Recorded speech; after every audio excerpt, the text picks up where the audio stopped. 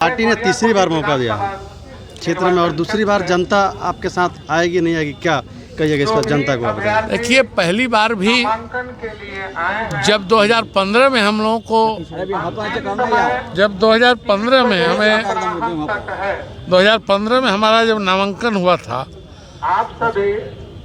तब महागठबंधन में नीतीश जी चले गए थे, इसलिए चुनाव गड़बड़ा गया था। क्योंकि वह विजय भी नीतीश कुमार की थी, 20 में भी नीतीश कुमार हमारे साथ थे तो वह विजय भी नीतीश कुमार की थी, और 25 में नीतीश जी हमारे साथ हैं, फिर यह विजय भी नीतीश कुमार की होगी। जो 2025 का जो चुनाव है अभी, जो गोरियाकोठी की जो परिस्थिति है महागठबंधन और एनडीए के लेकर, तो जो महागठबंधन के जो कैंडिडेट आए हैं उनको लेके आप क्या कहिएगा। देखिए, कोई उम्मीदवार आता है उसके बारे में मेरा कहना उचित नहीं है, और सब लोकतंत्र के अंदर व्यवस्था है, उसके अंतर्गत वो आ गए हैं। लेकिन एक ही बात कहूँगा, गोरियाकोठी का सेवा गोरियाकोठी का बेटा ही करेगा। आपका विधायक कैसा हो? सवाल हमने आज सोशल मीडिया पर देखा था कि एक दरबार गोरियाकोठी में लगता था और एक दरबार आए हुए हैं सिवान से, तो इसमें सबसे बढ़िया दरबार कौन सा होगा? देखिए, पहला चीज तो यह है कि गोरियाकोठी कभी दरबार नहीं रहा। गोरियाकोठी को दरबार के नाम से बदनाम करके जनता के साथ संवाद को कम करने का प्रयास हुआ। उसमें कुछ अपनी कमी थी, हमारे परिवार के अंदर ही कुछ लोगों ने इस विषय को उठा के बदनाम किया।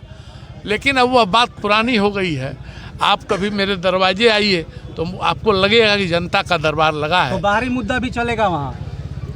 देखिए, मुद्दे तो राजनीति में सब चलते हैं। अगर कोई प्रवासी आया है तो वह तो प्रवासी कहलाएगा। वो जिले के नहीं है, आप प्रवासी बोल रहे हैं।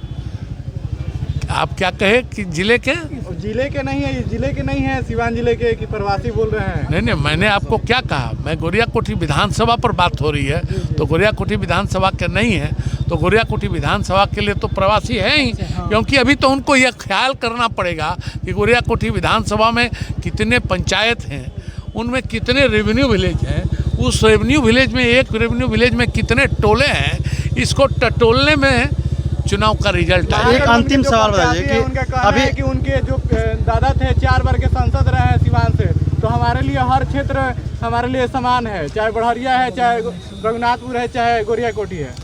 उनका कहना उनकी जगह पर सही है, लेकिन यूसुफ साहब जो उनके बाबा थे वह मेरे बाबा के साथ सांसद भी रहे हैं, और 52 से मेरा परिवार राजनीति में स्वतंत्र भारत में है, और 1926 से जब सेंट्रल असेंबली का चुनाव हुआ था तब से अब में बहुत बदलाव आया है।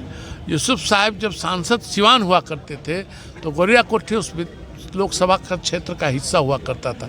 आज गोरियाकोठी सिवान लोकसभा क्षेत्र का हिस्सा नहीं है, पहली बात। दूसरी बात, 4 बार के सांसद यूसुफ साहब थे और उनको यह ज्ञान था, लेकिन अनवारुल साहब नए हैं, युवा हैं, उनको शुभकामना है कि आगे बढ़ें। लेकिन पिताजी के पास हाथी था, यह कहने से नहीं, वर्तमान में हाथी लाना पड़ेगा, और वह हाथी और गणेश का पूजन करने के लिए जनता को पूजन करना पड़ेगा। जनता ही इसकी मालिक है, मतदाता ही देवता है, इसी को लेकर चलना होगा। अब हम कहें कि नारायण बाबू ने दरभंगा महाराज को हराया, तो आज तो दरभंगा महाराज हमारे क्षेत्र में ही नहीं है। नारायण बाबू ने कैलगढ़ के राजा को हराया, वह भी आज नहीं हो सकता। महामाया बहू मेरे घर में जाकर कृष्णकांत बहू को हरा दिए, वह भी नहीं हो सकता है। कृष्णकांत बहू अपने घर के लड़के मोहन बहू से हार गए, यह भी नहीं हो सकता है। और 30 वर्ष के बाद पुनः यह राजनीति में वापसी अगर 2010 में हुई तो जनता का प्यार, उसके साथ संपर्क संबंध बना रहा, और वही दुलार, वही जनता का आशीर्वाद पुनः हम लोगों को मजबूत करता है। और आज जनता के साथ संवाद के बिना जनता मालिक आशीर्वाद नहीं देती। एक अंतिम सवाल है कि अभी तक जो कार्य हुए हैं अगर उसको छोड़ दिया जाए तो 2025 से 2030 के लिए क्या है देवस्कांत सिंह का विजन अपने क्षेत्र जनता का? देखिए, क्षेत्र की जनता के लिए रोज कुछ न कुछ नया होता है। हर व्यक्ति को नई नई आवश्यकताएं बढ़ती हैं।